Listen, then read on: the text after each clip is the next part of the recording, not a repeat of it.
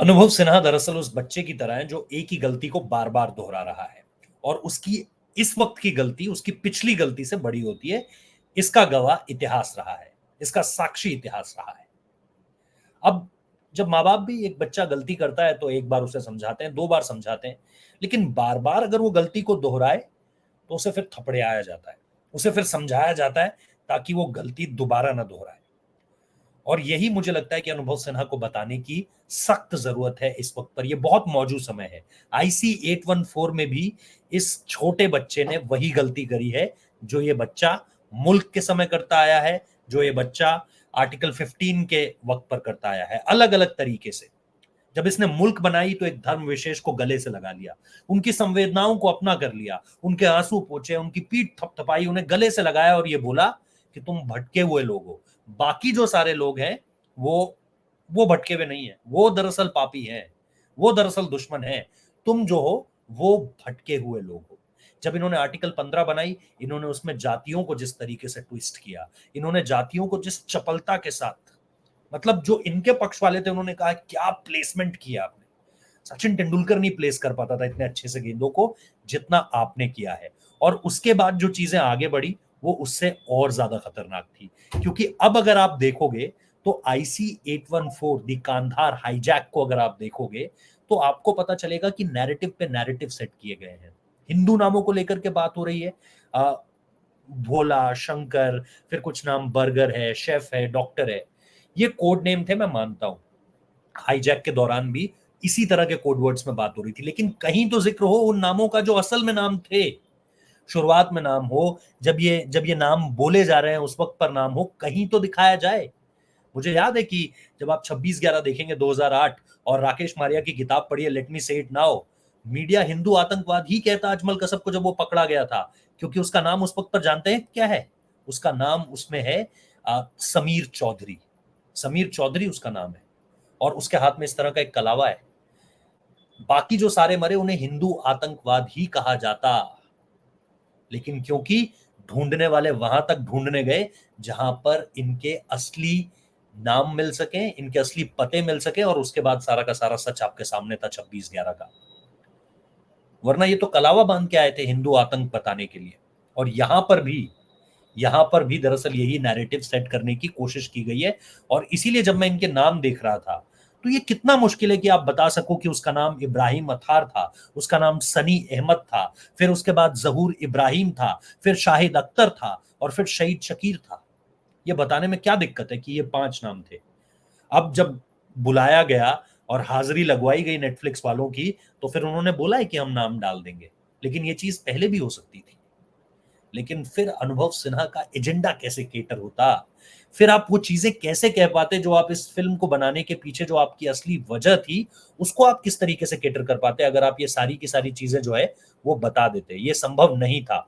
और इसी पर मुझे एक और चीज याद आती है जो मैं लगातार देख रहा था और मैं आप लोगों के सामने रखता हूं इस चीज को, क्योंकि कहीं ना कहीं पाकिस्तान परस्ती जो है, पाकिस्तान की तरफ जो प्रेम है, वो मैं देख रहा था। फिल्म में एक सीन है जहां पर हाईजैक का विरोध करता हुआ एक ऑपरेटर ये कह रहा है, मतलब वो एक आयत पढ़ रहा है और ये कह रहा है कि मजलूमों की जान लेना जिहाद नहीं है।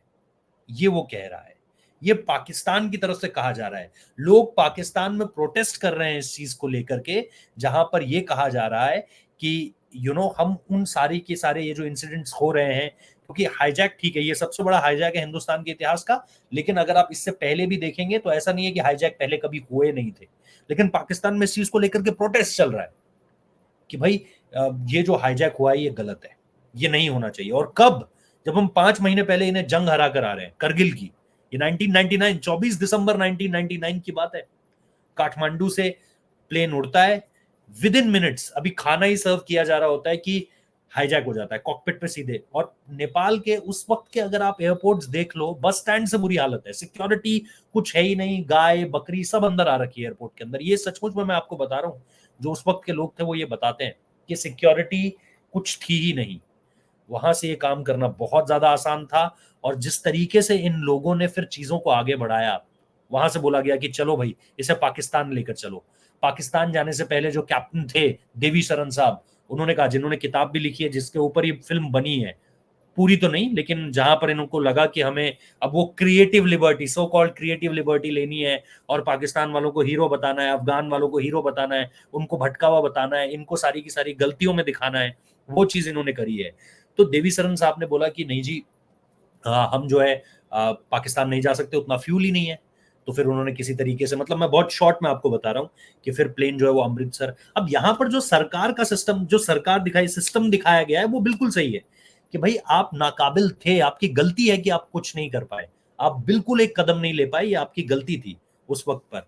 और उसके बाद जो है वो प्लेन जो जाता है वो लाहौर की तरफ जाता है, लाहौर लैंड करने की परमिशन नहीं देता है। उसके बाद जब क्रैश लैंडिंग होने वाली होती है, क्योंकि लाहौर एयरपोर्ट की लाइट्स बंद हो जाती हैं, जो टामैक होता है, जो आपका रनवे होता है, वो सारी तरफ से जो है लाइट्स बंद कर देता है। और फिर एक जगह पर कैप्टन देवीसरन को लगता है कि ये जो सड़क है, लाहौर की जो सड़क है, वो रनवे लगने लगती है। तो क्रैश लैंड होने वाला था, तब जाके लाहौर जो है वो इजाजत देता है, वहां पर फ्यूल अप होता है, वहां से दुबई जाया जाता है। दुबई में आप लैंड करते वक्त 28 लोगों को वहां पर रिहा करते हो। एक शख्स की मौत हो जाती है क्योंकि उसको आपने चाकुओं से स्टैब कर दिया होता है पूरी तरीके से। और उसके बाद फिर आप वहां से कंधार के लिए फ्लाइट उड़ती है। 8 दिन चला था, 8वें दिन जाकर रिहाई हुई थी। जो 155 लोग थे, उनकी 8वें दिन जाकर रिहाई हुई थी, 31 तारीख को। प्रधानमंत्री अटल बिहारी वाजपेयी और जो विदेश मंत्री थे जसवंत सिंह, वो गए थे वहां पर। लेकिन हॉरिफिक इंसिडेंट, लेकिन इस हॉरिफिक इंसिडेंट को जितनी साफगोई के साथ और जितनी सफाई के साथ बताया जा सकता था, अनुभव सिन्हा अगर वो करते, तो फिर नैरेटिव कैसे क्रिएट करते, एजेंडा कैसे कैटर होता, वो सबसे बड़ी बात है। और इसीलिए भाई साहब ने जो है वो एजेंडा कैटर करने की कोशिश की। अगर आप इस सीरीज को देखने बैठोगे, आप फिल्मी कारणों की वजह से भी या सीरीज के कारणों की वजह से भी इसको नहीं देख पाओगे। इतना ज्यादा, इतने सीरियस मैटर को इतना ज्यादा हास्यास्पद कर दिया है।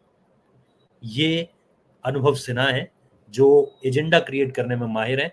फिल्में क्रिएट करते हैं या नहीं, इसके बारे में तो मैं क्या ही बोलूं, लेकिन ये एजेंडे बहुत अच्छे क्रिएट करते हैं। जो परसेप्शन बिल्टअप करना होता है, उसे ये करने में कामयाब होते रहे हैं। लेकिन इनका भांडा फोड़ना बहुत ज्यादा जरूरी है, यही मुझे लगा इस वीडियो को करते हुए। इसीलिए मैं आपके सामने ये वीडियोस कर रहा हूं। और उस पे जो फिर एक आखिरी चीज जो मैं आपको इस डेवलपमेंट में बताना चाहता हूं, कि 3 आतंकियों को छुड़ाने की बात होती है। ऑब्वियसली 200 मिलियन यूएस डॉलर्स भी मांगे थे, आतंकी काफी ज्यादा छुड़ाने की बात कही गई थी, लेकिन 3 छोड़े गए, जिसमें एक नाम जो है वो मुश्ताक अहमद जरगार का है। ये कश्मीरी आतंकी है, और काफी काफी रईस था उस वक्त पर भी। इसके बाद जो एक यूके बेस्ड आतंकी है, उसका नाम अहमद उमर शेख है। और उसके बाद जाहिर सी बात है मसूद अजहर है, जो आपको पता है, चाहे 26/11 हो, अभी खबर भी आई थी कि बॉम्ब ब्लास्ट में मारा गया, लेकिन कोई पुष्टि नहीं है उसकी। लेकिन चाहे 26/11 हो, चाहे पुलवामा रहा हो, हर मेजर अटैक में, हर मेजर स्ट्राइक में इसका हाथ रहा है। तो ये चीजें हैं जिसको आप बहुत ही बढ़िया तरीके से दिखा सकते थे। और ऐसा मैं नहीं, ऐसा डिफेंस वाले लोग भी बोल रहे हैं, जिन्होंने इस पूरी की पूरे मामले को कवर किया हुआ है, वो जर्नलिस्ट भी बोल रहे हैं कि इसको और ज्यादा सिंसियरिटी के साथ और सीरियसनेस के साथ दिखाया जा सकता था, रादर देन क्रिएटिंग जिसे आप बोलते हो कि स्पूफ आउट ऑफ इट। तो वो चीज मुझे लग रही है। आप लोगों का क्या कहना है, जरूर बताइए, कमेंट बॉक्स में बताइए। पहला ही वीडियो है अभी इस चैनल पर। ऐसे और वीडियोस आपको लगातार मिलेंगे, अलग अलग विषयों पर मिलेंगे, सिर्फ एक विषय पर नहीं, अलग अलग विषयों पर मिलेंगे। मेरी रिक्वेस्ट है आप लोगों से, सब्सक्राइब कीजिएगा, शेयर कीजिएगा। And thank you so much for joining. बाकी लगातार आपसे मिलता रहूंगा अलग अलग वीडियोस के साथ। आप भी सुझाव देते रहिएगा। Thank you so much.